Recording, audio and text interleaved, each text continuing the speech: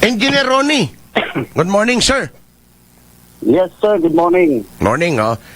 Nung Sabado dyan ako, problema sa beach bus. Habang tinatanong ko yung mga tricycle driver doon, naglapitan tong mga shuttle van. Sabi nila, sir, paki-follow up mo naman yung terminal. Ano na ba yung sitwasyon niya? Nasundan ko to noon, wala pa yung building na yan. Yung unang kontraktor, tapos sinalo ng pangalawang kontraktor, akala ko tapos na. Ano na ba ang sitwasyon niyan? Bakit nakatiwangwang pa rin, Engineer Ronnie Alcantara, sir? Yes, sir. Good morning.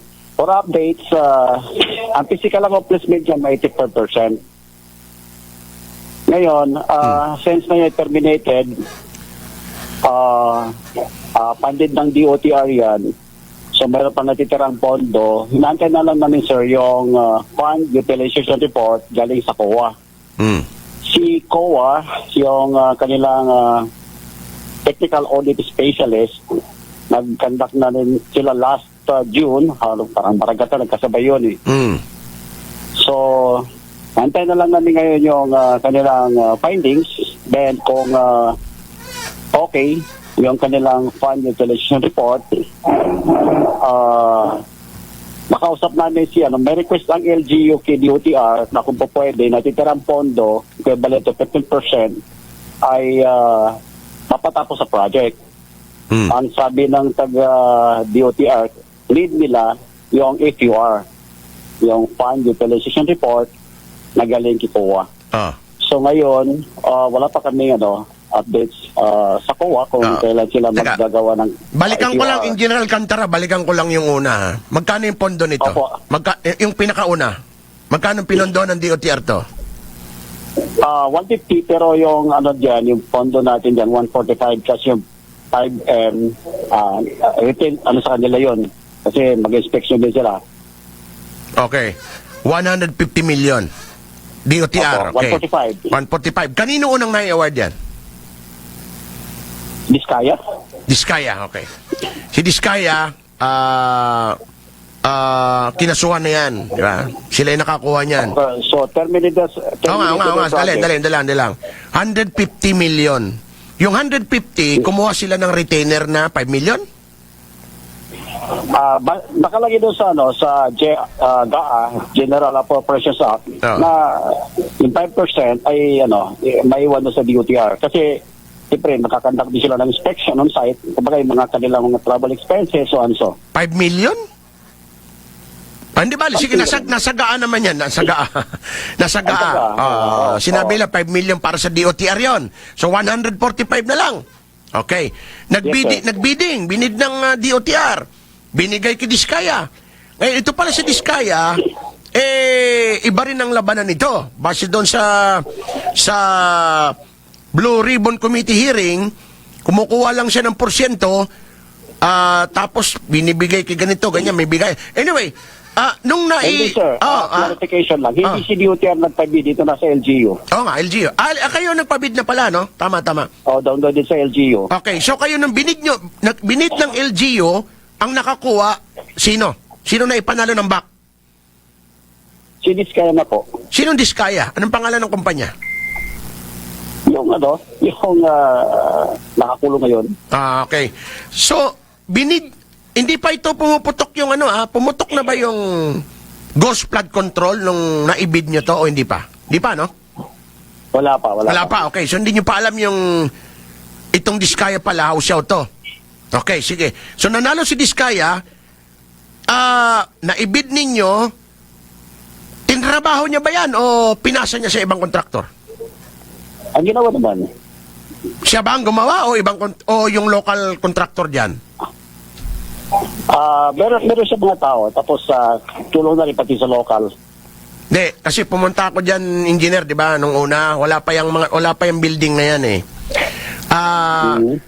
Nireklamo sa akin yan nung una, nung naibid nyo na yan, naibigay kay Diskaya, pinuntahan ko yan, hindi tinatrabaho, ang nakita ko lang dyan, mga stockpile ng buhangin, at saka 1 piraso, 2 pirasong heavy equipment. So, parang nag-usap na rin tayo dyan noon, hindi na maumpi-umpisahan eh. Hindi maumpisa-umpisahan, di ba? So, naipasa sa pangalawang kontraktor, tama? Wala namang pangalawang contractor. Still si Diskaya pa rin. Hindi. Pinasa niya yun sa iba. Hindi mo alam? Kasi yung yung papel, kung titignan mo sa dokumento, Oo nga, Diskaya pa di, rin. alam ko yung gusto mong punto, Opo. alam ko yung gusto mong puntuhin. Ang nakalagay doon Diskaya. Pero hindi si Diskaya ang tumatrabaho. Kaya tanong ko sa iyo, alam mo ba na yan pinasa niya sa ibang kontraktor? Dahil kayo ang dapat nagsusupervise niyan? Hindi. So, dito sa dokumento natin, Diskaya pa rin. Oo nga alam ko. Kumbaga, tinulungan na lang ng mga lokal na mga kasama sa Palawan. Kaya nga, hindi nga niya kasi tinatrabaho yan. Kasi si Diskaya, namumorsyento lang yan. Kumukuha lang yan ng 5%, 10%. Pagkatapos, ipapasa niya sa iba gamit yung pangalan niya. Ngayon, hindi ko lang alam kung doon sa pangalawang kontraktor, dahil hindi niya tinatrabaho, ilan na lang ang napuntang pondo. Ang nangyari pa dyan, kayo dyan sa municipal engineer at yung contractor niyan, hindi magkaintindihan doon sa parang pinapabago nyo yan, di ba? Yung design? Para magkasya yung pera na naiwan, tama ba? Tama ba yon? Binago nyo yung design, yung unang design, binago nyo. Ito ba yung may swimming pool ba ito nung una? Yung unang design? Wala swimming pool yan. Wala? Wala swimming pool. Wala. Yan, So, hindi na kailangan swimming pool. kayo ang gumawa nito, di ba? Municipal engineering, nitong design, bago nyo binid. Po? Kayo gumawa ng design, kayo na mismo. Apo, dyan sa munisipyo. Kayo nang gumawa. Ngayon, yung design, yung original design ninyo, bago nyo na ibid, binago nyo ba yan sa munisipyo? Binago nyo? Wala naman, yun pa rin. Yung pa rin. Opo. Ano ang problema dahil hindi kayo may kausap kayo dyan hindi na si Diskaya yung pangalawang kontraktor na yun ang gusto nating malaman nagkaroon ba kayo ng problema doon sa kontraktor yung pangalawa na nagtrabaho in behalf of pangalan ni Diskaya o wala naman? Wala naman. Wala naman, sige. Alam mo, Engineer Alcantara, merong report, merong information ako na ayaw ko lang bitawan dito kasi baka mapahiya kayo dyan sa municipal engineering. Magkano lang budget na naiwan dito? Alin, yung yan, 85% physical accomplishment. So, may natitira pa mga more or less 15% equivalent na pondo. So 145 million 85% kamo? 85% ang nakonsumo na nito, so may 15% pa. So magkano na lang Yes, yung 15 magkano na lang yung 15% ng 145 million? Mga 30 plus N. Ilan? 30 plus 30 million. Itong disenyo na to, itong nakita ko nung Sabado, kasya pa ba dyan yung 30 million para tapusin yan? Pagkakasyahin. Pagkakasyahin. Kasi tumaas na yung mga materials ngayon. Oo nga, So, nga. terminated na siya.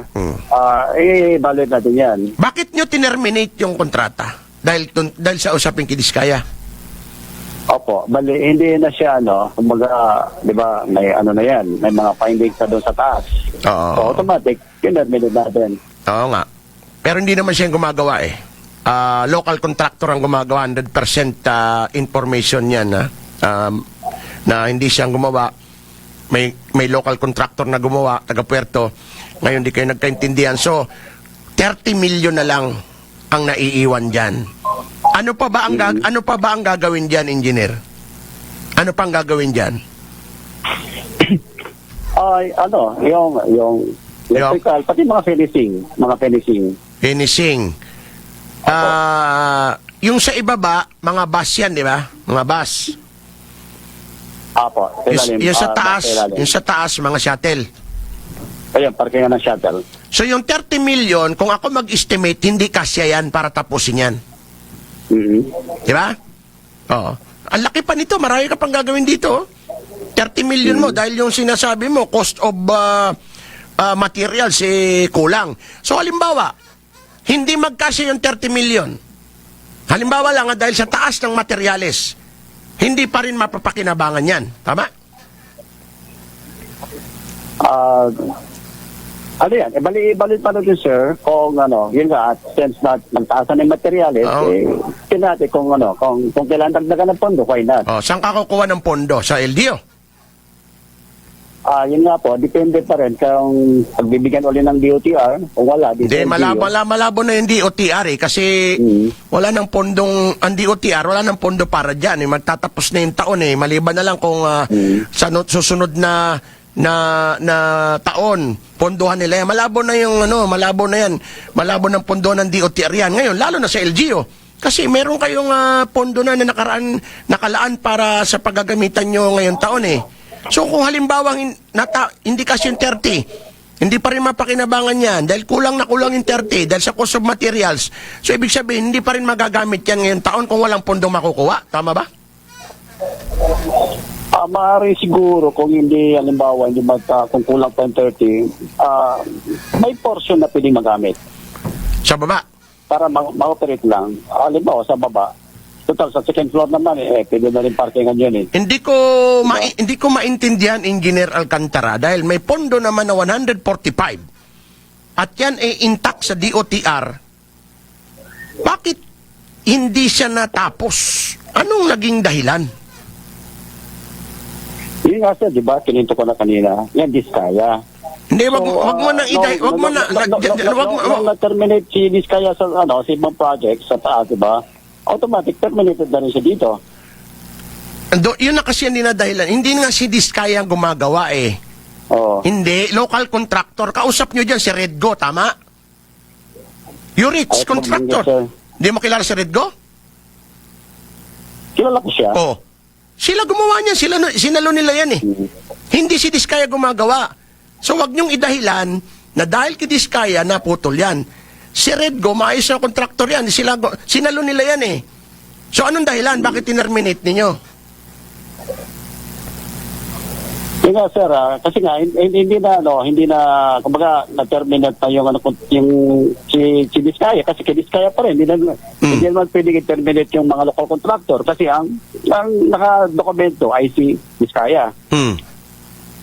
Hanggang magkano yung kay Diskaya na nagawa?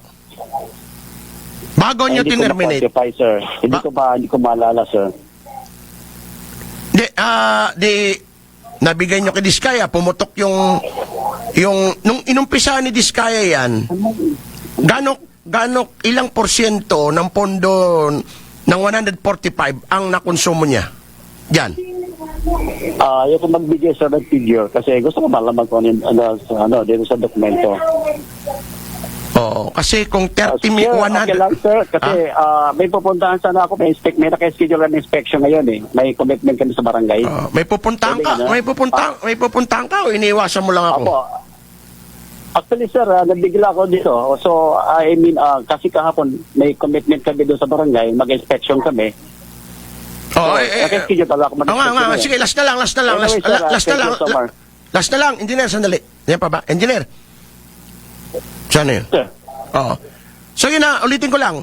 Para sa kalinawan ng lahat, kung hindi matatapos ito 30 million, kukulangin, hindi pa rin mapapakinabangan ito, portion lang, dahil 30 million na lang yan. Hindi mapondo ng DOTR, mapondo ulit ng LGU. Tama? Opo, yan talaga magiging takbo nun. Sige.